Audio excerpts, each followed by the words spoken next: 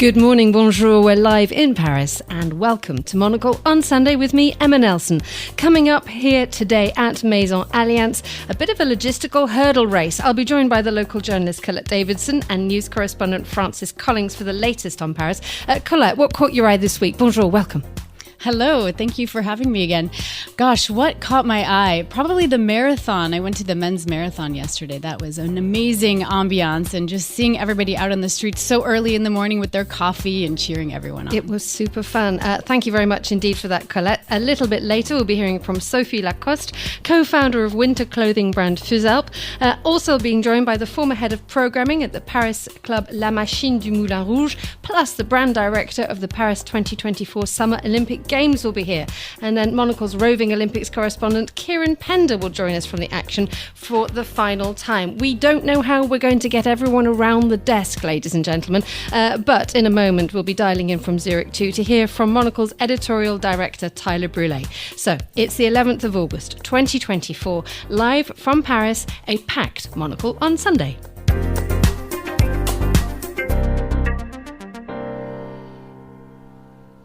And a very good morning to you. This is the final show from our residency here on the 16th floor of the Sceaux Hotel in the centre of the French capital, taken over for the next couple of weeks by Maison Allianz, the worldwide insurance partner of the Olympic and Paralympic Games.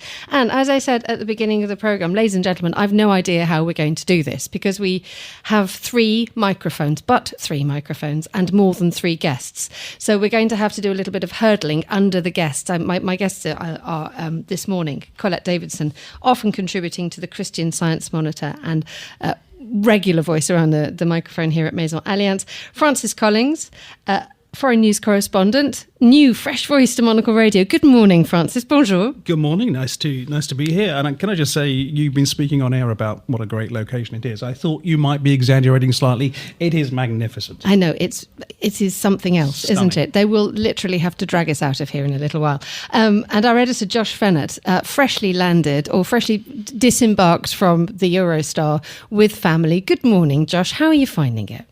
What a beautiful location, as Francis said, it's amazing. But there is also a sense of maybe a torch being passed. I can see a cutlery trolley being wheeled into the space that we're in now. I can see Team USA on the other side of the building kind of setting up to maybe watch some of the final things as Paris gets ready to no longer be the host of the Olympics. So it was very quiet when I walked here through the 11th. I know there's a lot going on in town proper, but also there's a sense that people can look back and they can say, you know what, I think we've almost, say it quietly, done it. Colette and I were talking, and we will talk a little bit about what's it, Olympi nostalgie. There's a word, there's a portmanteau that the French have turned up with, and we'll have a little bit of a talk about that moment when you just think this is the final day, and all the papers this morning are like the end of the dream, but the triumphant end of the dream. Let's talk about that in a moment, but first let's head to Zurich, where Monocle's editorial director is standing by. Good morning, guten Morgen, Tyler. What's your view today?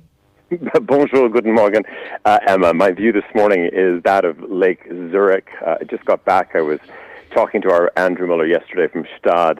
And there's also this feeling of a bit of a last hurrah here as well, because depending on where you are in Switzerland, some schools go back tomorrow, many more next week here in Zurich. So there is this sort of real end of summer feeling, even though, of course, many Italians haven't even gone away yet. And of course, and summer is definitely here. It's going to be a week, at least in this part of Europe. 32 degrees here. Summer has finally arrived. And I'm looking out at a place you know well. I'm just at Kuzenbadi. It's probably going to fill up very soon, of course, with lots of families, kids, and whatnot, as they've got 1 week to run before schools return. It seems like a really strange time to go back to school and to go back to work, given the fact that one really feels as if summer's just put its own foot on the gas this week. Yeah, very, very much so. And of course, much talk, of course, of just soaring temperatures. Of course, you look at Le Figaro, any of the French press as well. And listen, maybe they've sort of dodged one as well, because they're talking about sort of record temperatures for this summer across France. So maybe it's a good thing that the torch will be passed on to Los Angeles later this evening. How much has the Olympic spirit rubbed off where you are? And I mean, there is obviously a deep desire and love for using the outdoors for sport. And I know we've spoken in the past, and we've met people who often go for who sort of like jump in the Zürich, say, and tank it across the lake and tank it back before many of us have even sort of put our feet out of the bed. Is there a sense that everybody else wants to dive in and get going and participate because of the Olympics? Well, I think this is, as you've said, it's a rather active country. It's a rather slim country as well. The Swiss are incredibly active. So I think that this was already happening. Maybe it's for that reason, of course, that the IOC is also based in Switzerland, as are of course many other international federations as well. So I think that the Swiss do wear it very well. But I would say that Switzerland's not had a great run at the Olympics. A nation of just shy of 10 million people. It's somewhere down in the 30s. It's near that other country with a white cross on a red background, Denmark. I think they're sort of neck and neck. The Denmark is about half the size of Switzerland population-wise. But of course, they're very much looking forward to Cortina, Milano, because winter is much more the Swiss groove. Even though, of course, they've picked up a few medals. I believe it's only one gold. But of course, they look forward to what's going to happen across the border in 2 years' time. Indeed. I mean, that's absolutely their patch. Looking ahead to what Monocle's role is in this part of the world, you mentioned the fact that the torch or the baton is being handed over to Los Angeles tonight in the closing ceremony. But there are keys to the office at the Monocle Bureau, which are very much being duplicated in anticipation of a full-scale opening and sort of the setting up of a permanent base in Paris now for Monocle. Absolutely. It's very much remain in place, Emma, and of course, all other editors as well. But tomorrow morning, Simone Bouvier, our new bureau chief, starts in Paris, and over the coming weeks, we'll have a variety of colleagues, some migrating from London, also new hires from France as well, who'll be joining. So we'll have probably an 8-person setup by the time we get to the end of September. But the exciting thing is we've reported and talked about that we've set up in the Marais with a lovely base. But in the meantime, we also secured some new real estate in Paris in a second, and that will become the more permanent home. And this is it really gets underway this week. We've got architects coming to Zurich from Paris this week to do a little bit of a benchmarking here on Dufourstrasse to see what we've done. How can parts of that be replicated in Paris?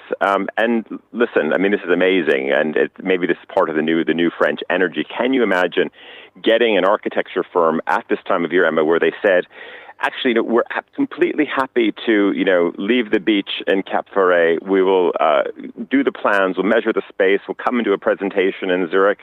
And we want to get the demolition going by September. And why shouldn't you be up and running well before Christmas? So I'm like this. I was flabbergasted. So it is full steam ahead. And so, yes, we do want to ensure that, yes, some people are heading off to Los Angeles.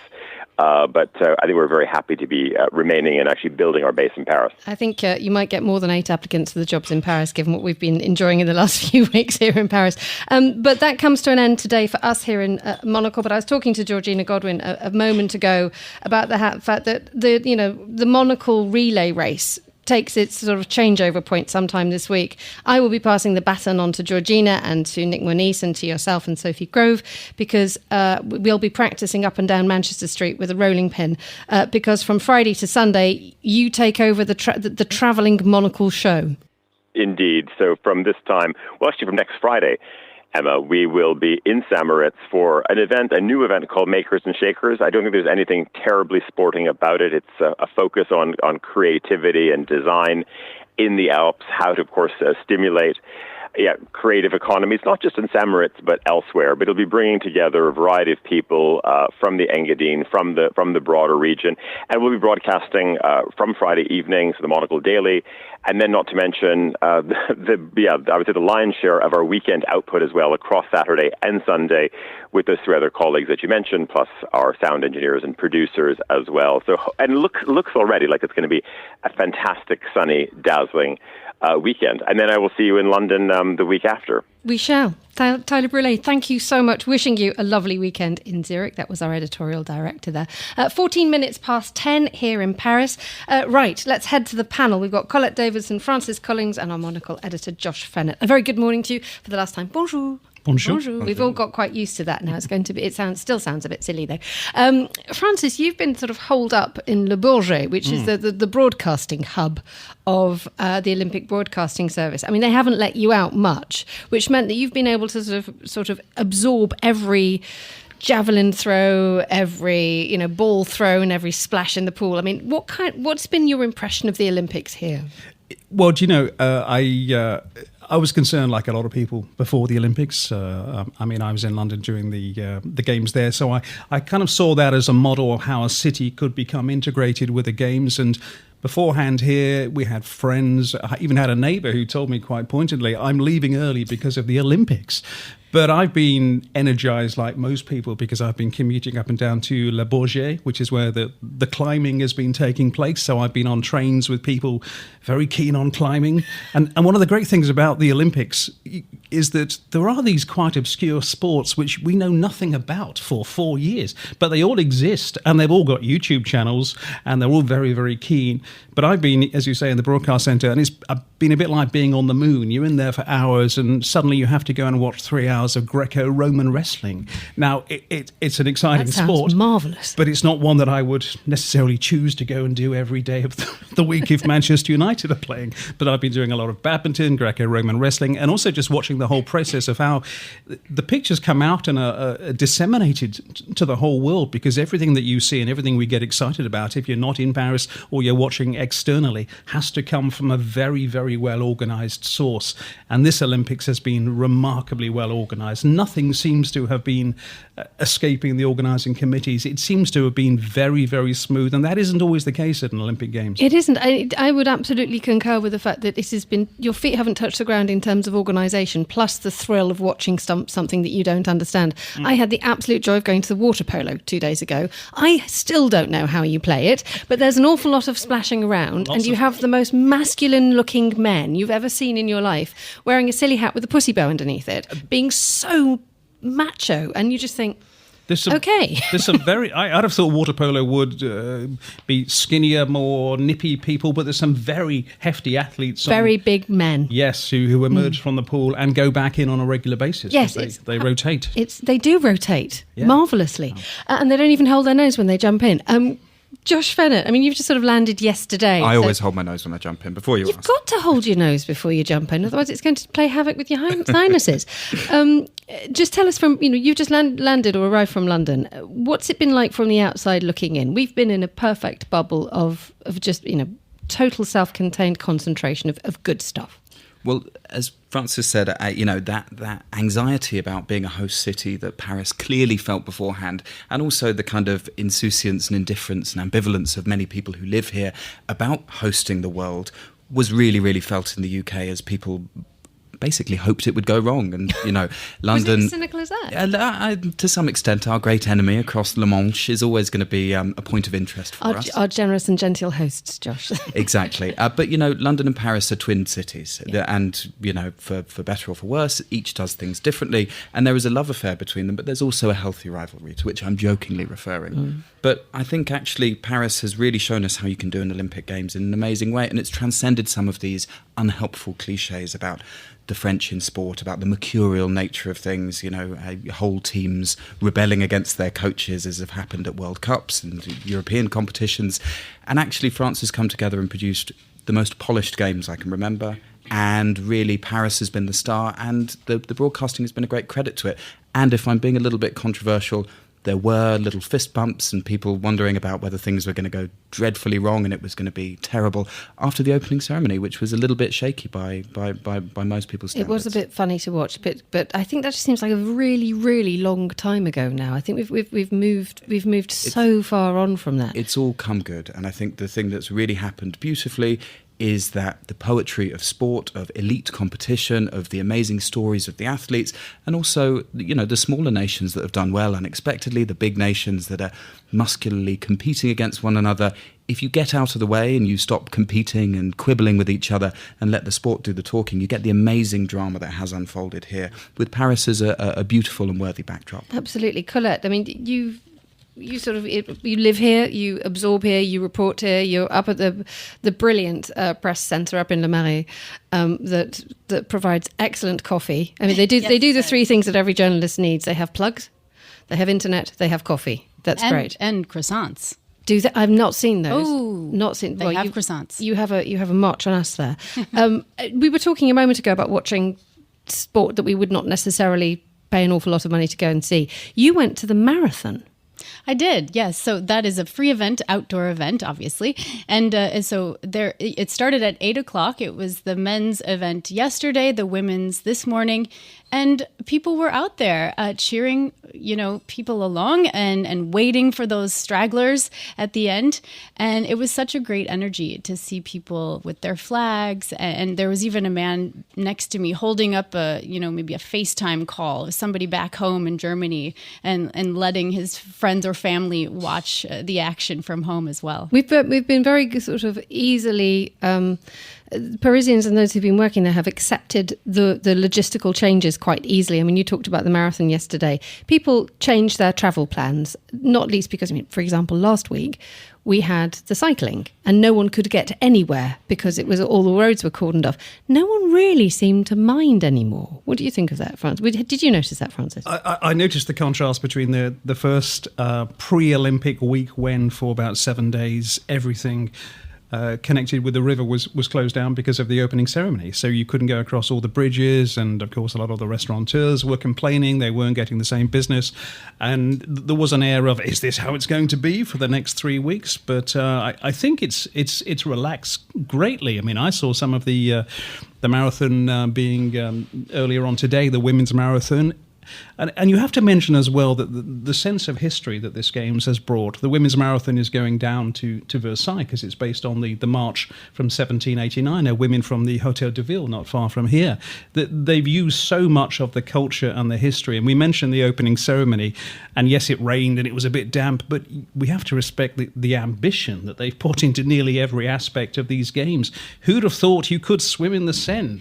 I mean, I think that question's still not quite answered. Yes. I think jury's still out on that one, from what I've heard. I noticed they dropped the sports minister in a week ahead of the mayor before the Olympics. Just to see. She was the guinea pig, effectively. She survived. Then the mayor went in, and then, of course, we had the triathlon. I think, Do you think that will actually be something that we will see properly without the controversy, the swimming in the Seine? Because obviously it was really touch and go. And then when they went in and you saw all the Australian athletes being pre-dosed, wrapped up in goodness knows what.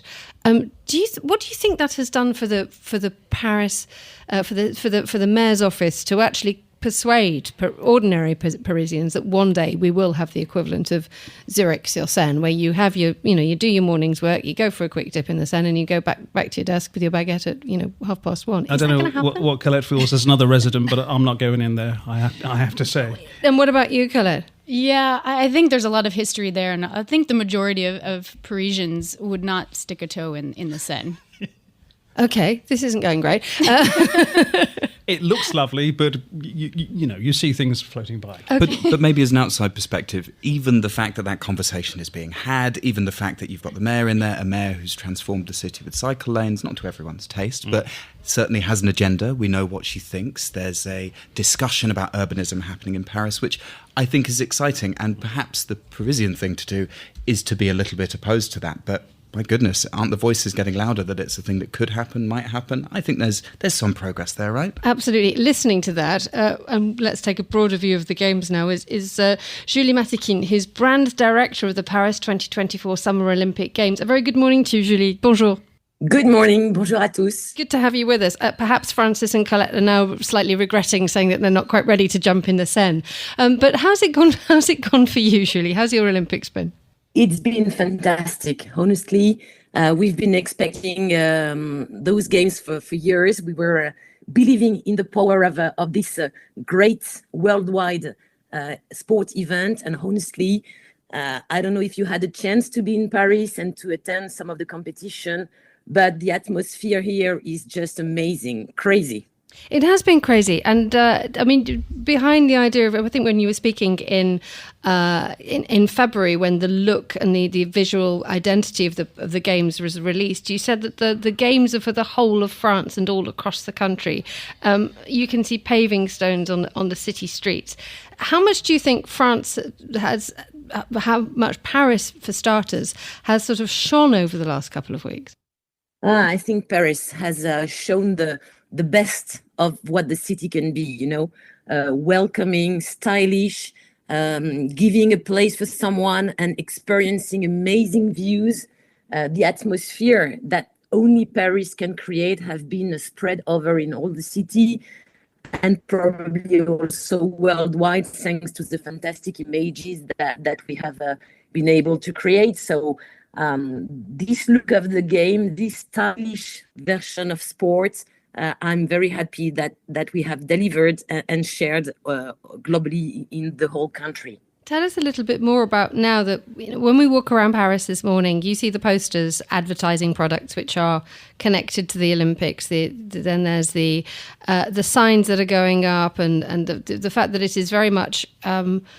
It feels very much like the last day here. It's a very strange feeling that from that amazing sense of anticipation and fun that we've had for the last 2 weeks, that perhaps for the Olympics at least, we're coming to the end of the dreams. I mean, we'll talk about the Paralympics in a moment, which will give us that extra present, that extra gift. But the fact is how easy do you think it is for Paris to be able to stop being an Olympic city? Because it seems to have become one very quickly and wants to become one permanently. I think it's it's like in every big moment of history that you share all together as a big family. When it stops, there is you're missing something. But you know what? I think that the incredible energy that has arisen thanks to those games is just a start. And I think that our city, our country is about to start a new way of being together. And this is only the very beginning of a new era thanks to the game. So it is the end of something and the start of something else. And as you said, we are now absolutely focused on delivering the same level of incredible experience for the Paralympics. How do you think we will see this sort of permanence, this unity that you mentioned of? And where will it manifest itself across France? We have lots of challenge in France, especially connected to sports, because this is what we are talking about. We are the Olympics, so we are firstly talking about sports. What we wanted to do, and what I think is in good way, is to position, to give a new position for sports in our country. We are absolutely convinced that sports has the power to change everything. And you in the UK, in the US, in some of major countries, sport is part of your everyday experience. When you are an athlete, you are, welcomed in big universities and stuff like that. In France, we are not there yet. And those games will contribute to changing this perception of sports. This is, I think, the main change that we will see in our country in the coming years. What is the one thing, I know this is a really hard question to ask you, but when you sort of like close your eyes this evening at the end of the 2 weeks, what will be the lasting memory? Just one thing that maybe surprised you or delighted you or shocked you about what the last 2 weeks have offered? Honestly, I think that the most incredible thing that happened for me as a brand director is the incredible success of the mascot, the Frige, that has become a mania, in a couple of days. This is just amazing. Tell us why, because I think when we all went in, that maybe people smiled a little when we first saw the Frige. For anybody who hasn't seen it. Actually, Julie, I'm going to get you. Describe what the Frige are, what they do. I mean, they're super happy little characters that have been running around the city. Those Frige are the mascot of Paris 2024, and they are Phrygian caps, because we wanted those mascots, the mascot of our games, to serve the Paris 2024 vision, which is that sports has the power to change everything, and that we need a new place for sports in our French society. So rather than choosing a cat or a pigeon or an Eiffel Tower as a mascot, we decided to go for a national ideal, which is this Phrygian cap, because this Phrygian cap symbolizes the power of a nation, of people all together, to fight for progress and to get where collectively they can achieve the better. So those Phrygian caps are ready with people here in France for a new revolution, which is the revolution of sport.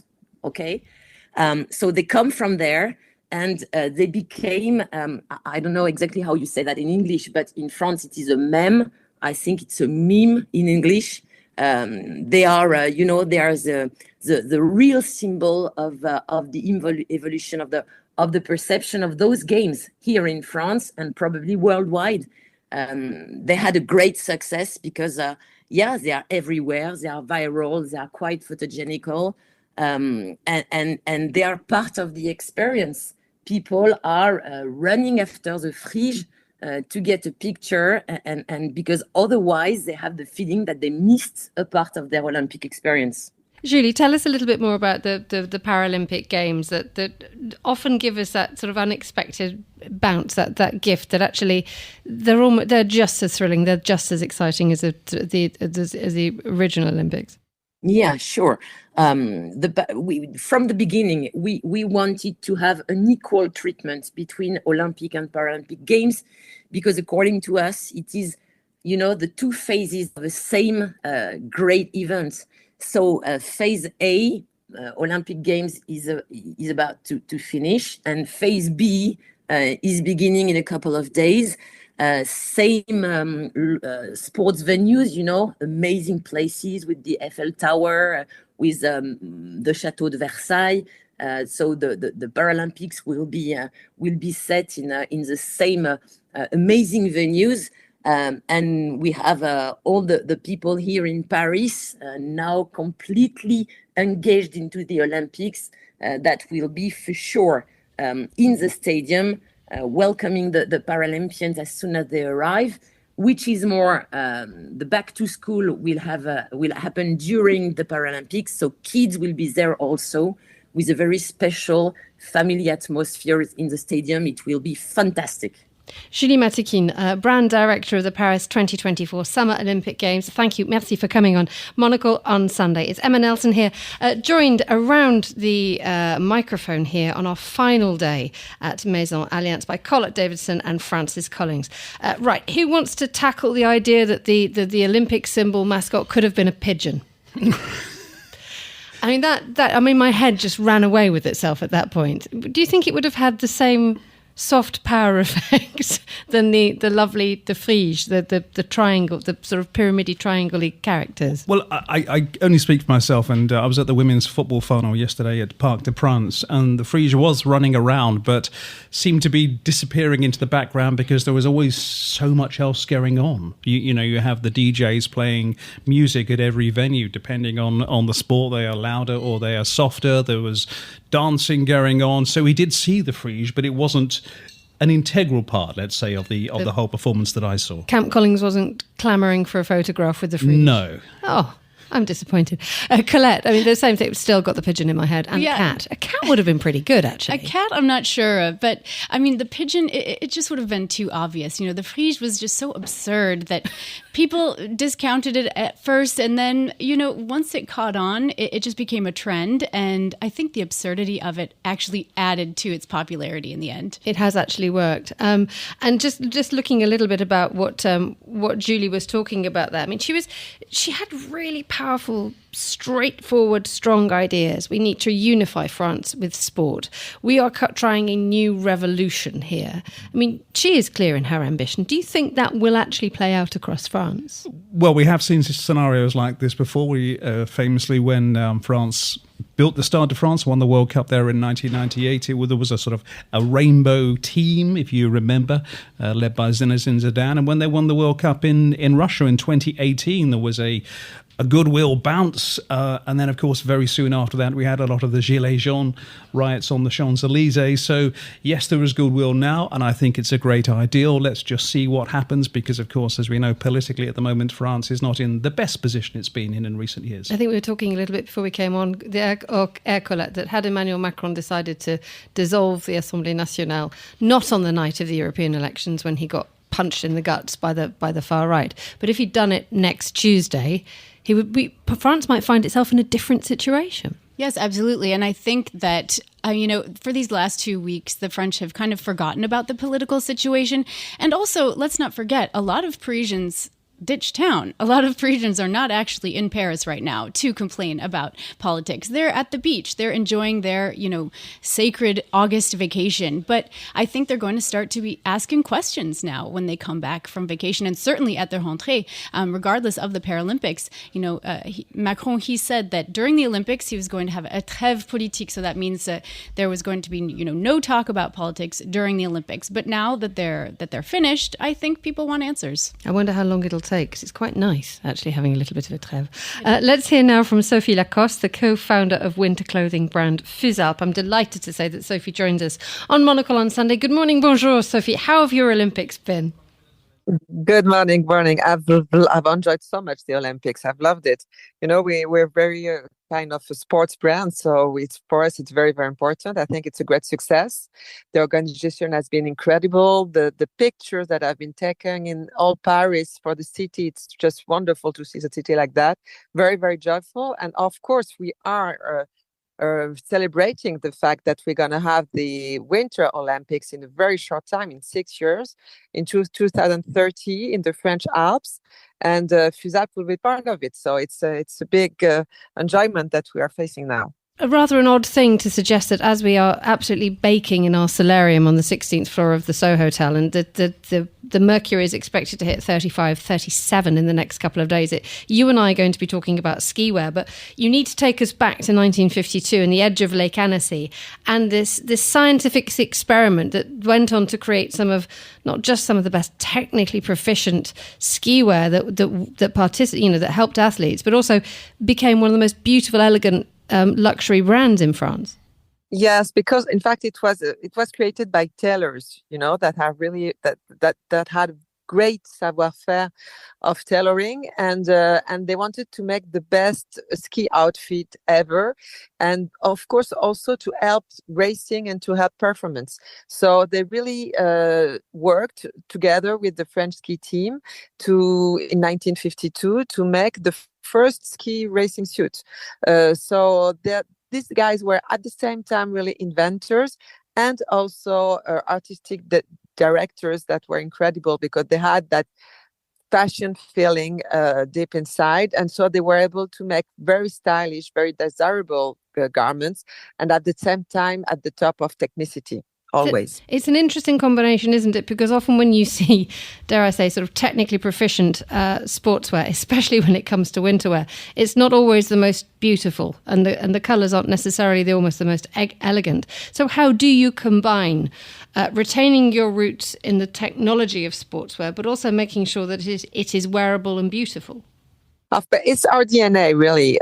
It's always playing on our two legs, style and sports. And so it's about making collaboration with, of course, great ski teams. Like now we are supporting the British ski team, of course, for 3 years now. So we design all their garments, and it's very, very passionate about us. And at the same time, this fashion feeling, we've made collaboration with Colette, with Chloe, with Pucci. So it's really the two legs that have to work together and to walk together, and that's very important. Where are your next business areas of expansion now? Capitalising on the fact that we do have the Winter Olympics in a couple of years, but where do you eye your growth in business?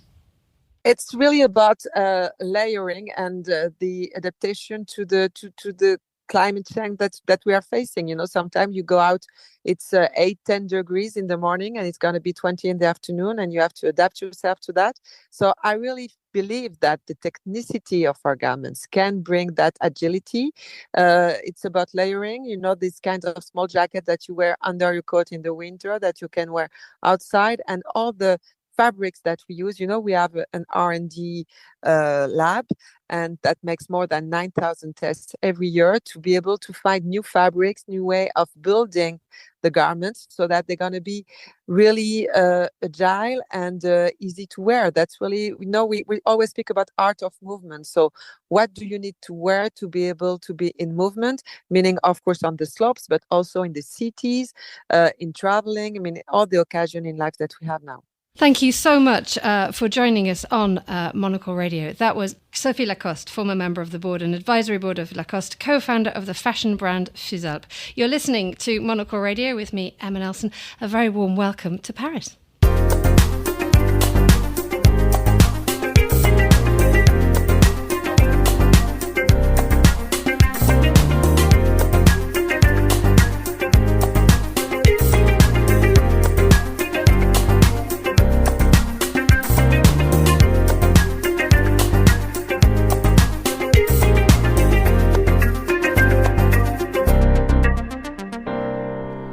Welcome back. Francis Collings and Colette Davidson joining me around the microphone for Monocle on Sunday. It's absolutely boiling up here. And yet so strange to think that we'll be thinking about the Winter Olympics in the next couple of months. How do we do that? I don't know how we do that. I don't know, because it feels like summer is here, Paris is different, and it's going to last forever. It is something of a bubble. I hope it maintains through the Paralympics, and from my experience covering Olympics and Paralympics before, it always does. It's slightly different. It's slightly more contracted to an extent, and of course we won't be having the risky ventures, the ambitious ventures we've been talking about, like the opening ceremony or swimming in the Seine. But there is an air of summer about this place which I haven't really felt before, because normally it's either empty of Parisians but packed with tourists. But the tourists we've got now are people who are here for a specific reason, and so it's brought a very different aura to the city when I've been travelling around. And I wonder what else we're going to be able to enjoy of Paris as we go forward. Lots of things have been closed off because people have expected it to be all quite quiet, apart from the events in the centre of Paris and across the region. Let's hear now from Anaïs Condado, who's former head of programming for the legendary Paris nightclub La Machine du Moulin Rouge. She's now left after 5 years to focus on her career as a DJ Anaco, and her new project is Devino. And I'm delighted to say she joins us on Monocle on Sunday this morning. Good morning. Bonjour, Anaïs. Hi, I'm really happy to be here with you. Lovely to have you with us. Now, we've all been focusing on the daytime events at the moment, apart from the marathon that happened very late last night. But how has Paris's nightlife adapted or changed in the last couple of weeks? Well, it has definitely adapted. It has slowed down, I have to say, because obviously the focus is mainly on the sports events. So it has slowed down a bit. As you were saying, tourists are here for a reason. They're here for sports. And of course, they're enjoying like cafes, but I would say not as much as it usually does. So a few clubs are closed for the summer period because it's always more slow, but others are open, and especially the open air venues that usually open from April to October. So there's still a lot going on. And do you think that maybe Paris missed a trick here? Because I think a lot of us wanted to go out in the evenings or go to various events to find that things had just been shut down. Yeah, actually, it was something that we discussed with the town hall and the touristic office, and they really tried to push everything to show it to journalists. But I think the main focus was not really on that, and it's definitely always slower in Paris in summer, and people flee from the city.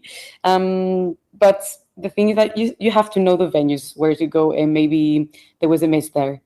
What do you think that Paris will take in terms of its cultural imprint on the rest of the world during the Olympics? I mean, our focus has been on the sport, but a lot of us have suddenly realised that France has so much to offer musically, has done for an awfully long time, and its nightlife has been absolutely amazing too. Do you think that there is now that moment when Paris can export itself culturally a little bit further? Yeah, I think that we had definitely a showcase of that in the opening ceremony, even though we had brought, it has brought critics on some sites, but it definitely showed how Paris is a very creative city and definitely diverse and inclusive. And it was definitely a showcase of what underground music and cultural life is in Paris and France. Anaïs Condado, thank you so much for joining us on Monocle Radio. The time here in Paris is 10:44. It's time to cross over a little bit late, admittedly, to London, where Georgina Godwin is standing by with the latest news headlines. Over to you, Georgina. Thank you, Emma. An Israeli airstrike on a Gaza City school compound housing displaced Palestinian families killed around 100 people, the Gaza Civil Emergency Service said on Saturday, whilst Israel said the toll was inflated and 19 militants were among the dead. Russia was fighting intense battles on Saturday against thousands of Ukrainian troops as deep as 20 kilometres inside the Kursk region after Ukraine's biggest attack on Russian sovereign territory since the start of the war in 2022. President Volodymyr Zelensky acknowledged for the first time yesterday that Ukrainian forces were fighting in Russia's Kursk region. And Georgia Villa has become the latest breakout star from the Paris 2024 Olympics, and not just because she helped Italy score its first ever team gymnastics medal.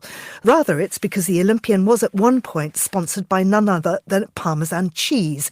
In one viral post shared online, Villa posed in her gymnastic leotard and hugged a giant wheel of Parmesan cheese as she pretended to eat a block in a second image. Fans took to social media. Could it be more Italian than this? Someone else wrote, Georgia Villa is really out there living all our dreams. Back to you, Emma. Thank you very much indeed, Georgina. As if you could be telepathically aware of the man who's just come to stand in front of us at the microphone here at Maison Allianz. Sadly not in a gymnastic leotard, or maybe no one of us should really be in gymnastic leotards. We've got Pierre Brisson, who's the founder of France's first cheese museum. Bonjour, welcome. Thank you, Pierre, for coming in with you and your cheese. Bonjour. It's a great pleasure for me. So I'm happy to bring also my little friends. Okay, so let's go. I don't know whether to do Little Friends or Museum first. Quickly, just give us a background, because I think quite a lot of the world was surprised that it took until June 2024 for Paris to get a cheese museum. I mean, what took you so long?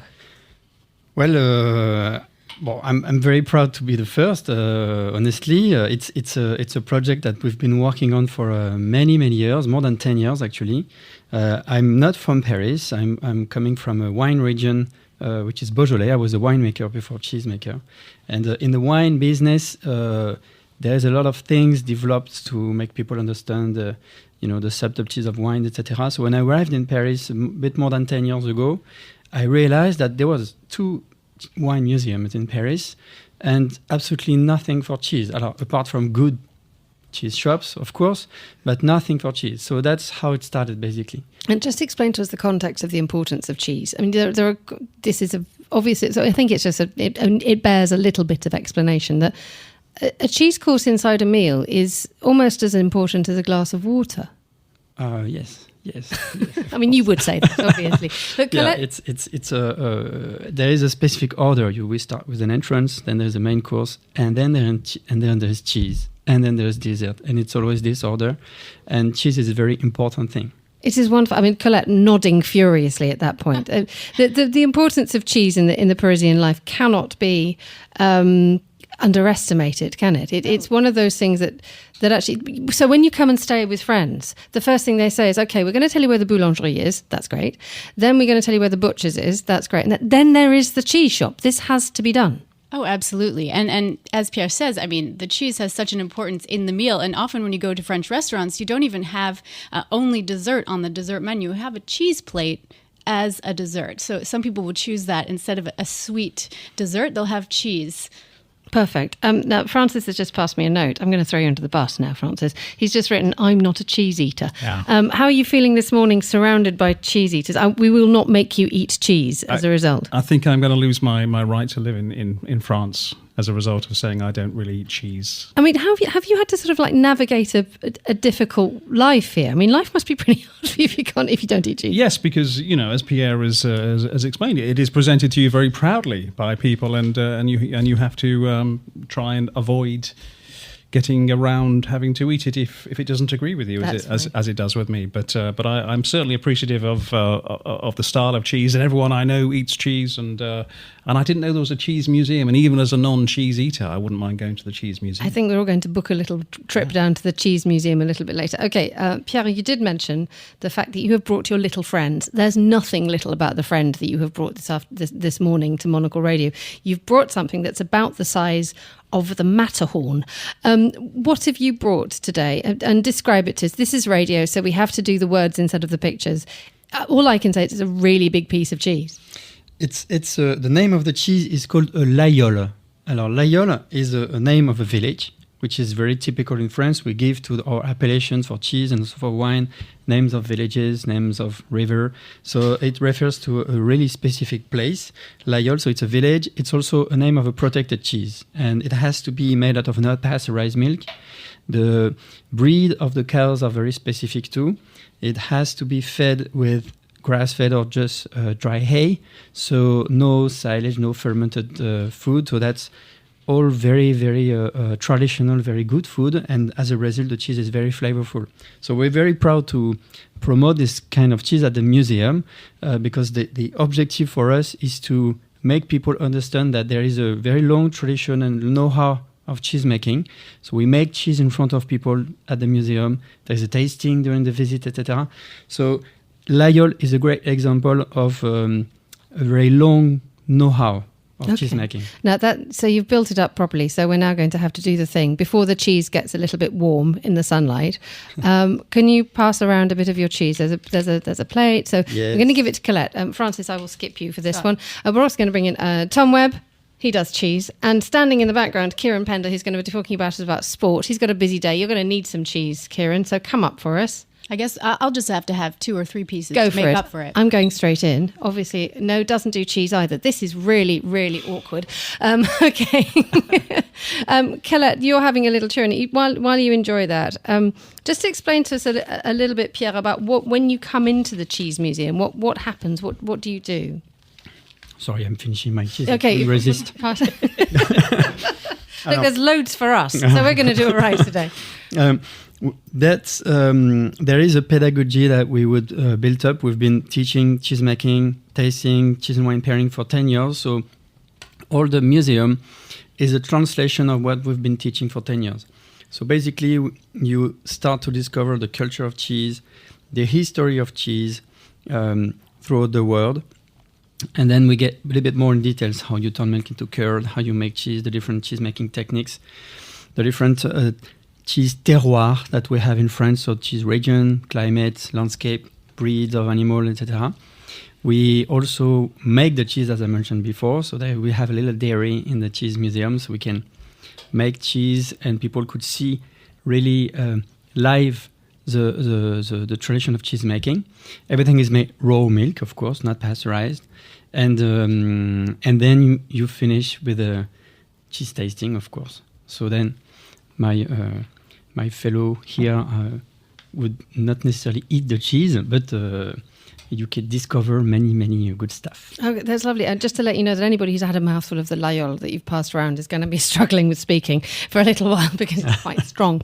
I mean, Colette, what's your verdict on what's just happened to your mouth? It's delicious. It's a strong cheese. Very strong cheese. But it's also at the same time smooth, and you can tell it's just there's the purity to it than versus a cheese that you might get at the grocery store. Or for me as an American, I'm already dreading going to the grocery store and trying to buy cheese when I go home in a few days because, as Pierre mentioned, we have the pasteurized, unpasteurized in the U.S. The cheese is, well... in a tube. It tastes a bit plasticky. Okay, that's fine. There is a place for plastic cheese. What kind of people have been coming to your museum now? Just final question with you is like, where do you hope to take the cheese museum? Alors, the cheese museum, we can almost see it from here actually, because it's on the Île Saint-Louis, which is the island which is just next to the island of the cathedral. Used to be called the Île aux Vaches. Cow Island. Cow Island. So Love Cow Island. We learned it after we opened the museum, so we took it as a sign. And so we wanted to have a very central place so everyone could come. So people visiting Paris, schools. We want also any people interested into cheese could come easily. So we wanted to have a very central place. So everyone is welcome to visit the museum. The museum is free for farmers. Free for farmers? Free for farmers. And yes. Are farmers cheating? People trying to get farmers' passes? How do you prove that you're a farmer? In France, we have a lot of administrative papers. So, we are famous for that. Like your farmer's badge. We are full of farmers. If you are part of a agricultural union, so you can also get there for free. That's also to, this place is to open a little window on the countryside. In the heart of Paris, we wanted to open a little window to make people traveling in France discover the region, discover the country, meet cheesemakers. So this place is really the home of farmers. Pierre Brisson, we'll have to leave it there. Thank you so much for bringing in your stories and your cheese to Monocle on Sunday. We've got about 3 minutes left, and we're now going to bring in Kieran Pender. Hello, Kieran. Finally back behind the microphone. The last day, everyone's sort of sprinting to the finish. What are you looking forward to today? Well, I've just won my own personal gold medal of these Olympics. I've just had the best pain au chocolat I've had at these games. So I'm in a great mood. I'm about to head down to the bronze medal match in the women's basketball. A great way to end the games. Okay, and how have the last couple of weeks been for you when you have been the man of the lanyards? Exhausting, very entertaining. I think this is probably the best Summer Olympics in decades, certainly up there with London 2012, Sydney 2000 as some of the recent sort of pinnacle events. Obviously coming off the back of the COVID games in Tokyo, I'm just at the moment writing a column reflecting on these games and reflecting on the last games, which I was fortunate to attend, but reflecting how much of a party this has been. The atmosphere's been fantastic. There's inevitably some sort of apprehension going into an Olympics, but it feels like Paris has really delivered, and I hope Parisians feel, and French people more generally feel proud of that. I know there was a lot of concern in Paris. A lot of Parisians have left. Speaking to people, some came back because they felt like they were missing out. Okay, thank you for that, Kieran. Final thoughts from Francis and Colette as we've got 1 minute to wrap up 2 weeks. What's your abiding memory of the games going to be, apart from being trapped in a room with 3,000 screens? Exactly. It's the use of a city, and I'm slightly concerned as what's going to happen in 4 years, because Los Angeles has got its attractions but doesn't have the same attractions here. But I think this is a model for Olympics going forward. No white elephant stadia. Everything is being integral. It'll be used again, and of course, when you look at things like the Grand Palais, historic venues as well. I think it's been superb. It's been ambitious, and I think they pulled it off wonderfully. Colette, 30 seconds to sort of sum up the effect, the lasting memory that we will have of this last 2 weeks. Yeah, I think for me, it's really just been the enthusiasm and the joy that I've seen on the streets. It's something that's very uncommon in Paris, to see people with a smile just plastered on their face, unabashedly happy.